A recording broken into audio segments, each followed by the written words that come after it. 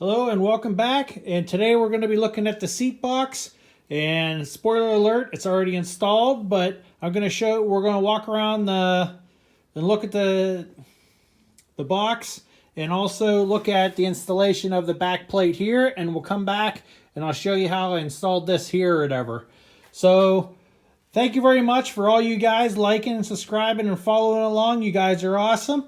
And stay awesome, and thank you very much for being here and watching the video. So let's get into the video and I'll be back. Alright, so here's the seat box, and we'll take a quick glance over top of it here to ever look through. So the left-hand drive emergency brake arm goes through here. I got a new boot to go under there. Took that cover off. So the boot's going to be replaced, and then to save the screws I put them right back in. So over here we have where the original battery was inside here, which is rusted through in the tray. So I'm going to take this tray out, this piece here, and just bolt in another cover plate in here, because the battery is now underneath the hood, so I don't need this anymore. There is a little hole in the corner over here, but I'm not worried about that, so maybe I'll put a little cover on that of some sort or whatever. So that's going to be inside there. Then we have slides here for the driver's seat, and they actually had flathead bolts on there, which I thought was pretty neat. Flathead screws, they go onto here so the slide doesn't hit the bolt going down through. So that was pretty neat. And there's a spacer down underneath here, so it levels it up like that. So just so it's level with that, there's a little spacers in between here and also back here or whatever, so to keep this slide straight. So that's there. Then this slide as well over here, and both of the slides are actually, they're rusted and dirty and everything, so I'm going to be taking these off and cleaning them up. And here's the one for the middle seat, and then for the right hand seat here, which is wide open underneath here. So if we look underneath there, it's just wide open. It would go underneath there. So maybe a future project, I was thinking about putting a heater box underneath here instead of having it in the engine compartment, but that's just an idea for in the future. I'm not going to have any heat for now, but still, this is going to, it seems like an empty spot. Like that's where the gas tank would have been on the short wheelbase ones. So that's there, and then we got a cubby here in the middle. Let me move this, undo the latch. Lid comes up, and we got a little cubby down through here as well, a little metal cubby. So I'm just going to go through everything here and just clean up the seat box. I'm going to clean up and paint all these pieces here. I'm probably not going to paint the actual seat box, but I am going to scrape it, take all these clips out. I have new clips for the floorboards, and straighten out some of the body work here. Some of these pieces as well. This is all kind of bent up. When I took the seat box out, whenever, you know, everything's rusted, it was rusted all around it. The only bolt holding this whole back row in of these bolts was this one over here. There was one bolt holding it over here. The rest were, this was bolted to the rusted away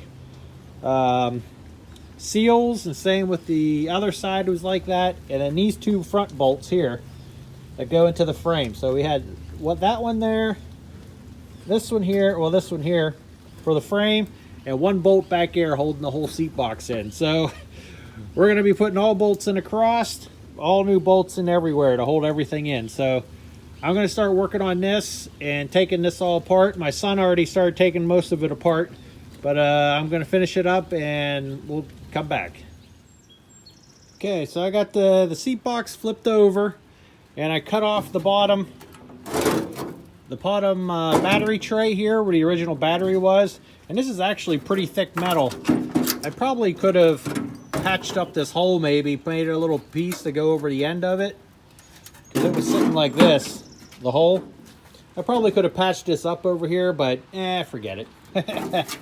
So what I'm going to do, I cut that off, and I took the flapper wheel there and cleaned up the metal a little bit all around the edge here. And on the inside, I'm just going to probably pop rivet a piece of metal on the inside of this so it covers up all these holes going around the edges here where the battery hold down was. So I'll make a piece that goes over top of this on the inside. And then this is the little hole that was in the corner before, so I don't know, maybe I'll put a little patch over top of this too, just so I don't have anything I'm storing in here isn't rolling out this little hole. So that'll be the next step, is flipping this over and making a pattern to put a piece of metal over top of it. I've been wrestling trying to get this thing to line up with these holes and then these holes here. So whenever I did the B pillars, I had these lined up. Yeah, they worked great. Okay, they lined up. That's good. And the other side lined up really perfect. And then this side, it lined up kind of good. So I had to widen the holes a little bit, just a little bit. So then whenever I went to go install this, I noticed that we have these 2 bolts here and these 2 big bolts, which I'll show you from the other side as well. You see, they actually bolt to the frame right here with spacers back behind here. They're factory spacers. So whenever I bolted these on, I bolt these ones on and I bolt those 2 on over here, then the floor becomes level. They're actually, move this out of the way. The floor then is like the same distance right here and right here, whatever. So the floor sits flat whenever I put these bolts in. So when I put the bolts in, now they made all these. Now none of these holes lined up on both sides. So what I did is I took, I'll show you here in a second. What I did is I went to Harbor Freight, which is just a cheapy tool company here in America, and I bought these Chief grinder cutoff bits or whatever. And you can see they came with different sizes, but I just used a small one, and I went into the hole and I kind of just carved it out a little bit, and it did a great job, and it was just like butter getting that through out of there. So, but be careful when you're using these, because it'll grab an edge and it'll tear up like crazy, so be careful. Now back to me babbling about seats. But what I did is I elongated all these holes so it would line back up again. I guess I didn't get this absolutely perfect to the way they hand built it at the factory, so this isn't going to line up perfectly or whatever. And I also put a piece of rubber behind there too, as a so it doesn't rattle, and plus it keeps the 2 metals away from each other, the aluminum and the steel. So instead of using this as a reference for this seat box back panel, I used these as the reference points, which I should have did to begin with when I did this, but I didn't really trim nothing, so nothing really changed or moved.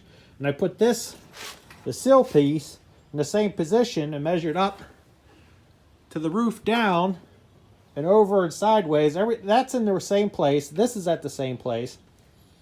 And those are at the same place. So they should have all lined up. But since these holes here in this panel of the seat box, they look like they were actually drilled in. They're not even in a straight line. So they must, in the factory, must match mark and just drill these holes to match the B pillar. Put these on first. Line these up so the floorboards in the same distance here. This is my guess of what they did in the factory. They put these on, and then when they put this on in the factory, they just matched marked and drilled these holes to match the B pillar. So back to the point. So the point is that we got this back panel in. So I'm happy that this is in and I'm done with this. So the next one's going to be the seat box itself. So that's what I'm going to work on next. All right, so we got the seat box in, and what I did is I painted all the seat parts and stuff, the sliders, the roll pieces that hold on to here and here and to there, and put fresh bolts in on everything and fresh nuts. I got the nut bolts in the back now going the whole way across, and since there was only, like I mentioned before, this one bolt was holding this in, this was actually bent down like this and coming up the seat box. So I actually had to get a piece of wood and a floor jack to jack it up so I could line these bolts back up again, and then crank them all down tight all around. Then these ones all lined up, and I put piece of rubber underneath there just so they don't touch each other or rattle or anything. And also back here, put some bolts, which these ones are actually metric right here. The rest of them are English, the bolts that I'm using. But these ones are metric inside of the new door pillars. So be aware of that whenever you're doing your door pillars. And I got the door lock in there too. So, oh, then I painted the bottom in here. You can see I still haven't fixed the hole yet. I'll get to that someday, I guess. So, and then I also painted the inside of this as well. Let's pop this open while we're here. I painted the box on the inside here. So I don't plan on putting the middle seat in, but I am going to put a driver and passenger seat in. And you can see over there, it's still in pretty good shape. That's the original cover there. And this one, you can see here, is now officially covered. Look at this. It's a nice piece of blue jeans that I used. I'll show you on the seat cushions how I did it.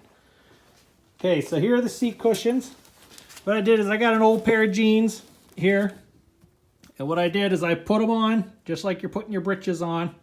You pull them up to here. And let's see, I'll flip it over. And what I did is then I took the legs of the pants, I flipped them around and I pulled them tight. And I stapled them into here, put some staples all around. And then up here I put some staples and some nails or something up in here. So now we got a seat cushion there cover.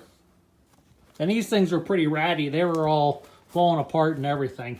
But I really didn't want to buy new seat covers or go to, whatchamacallit, was that Exmoor Trim, where they sell them fancy brand new ones that are foam. But maybe that'll be a future thing, or I'd like to actually recover them because they're actually spring. So, you know, smack you in the butt and you're ready to roll. Okay, so we got our seat cushions in, we got our seat box in. And then we have our, you know, pieces and parts, they're all in there now. So now the seat box is in, so we're getting closer to being able to have somewhere to sit whenever we start it. So, well, thank you guys. This will be the end of this video. The seat box is in. Also, oh, okay, I got a question if you guys actually made it to the end of the video. You see this fuse block here, this fuse? It's never wired to anything. It's just sitting here with two terminals on the end. Does anybody know what this fuse could have been for? I wasn't sure if it was a Land Rover thing or they just added it on for something. So let's hear it down in the comments on what you think it is or whatever. But thank you very much. Thank you for watching and liking and subscribing. You guys are always awesome. Stay awesome, and I'll catch you on the next one. Bye-bye.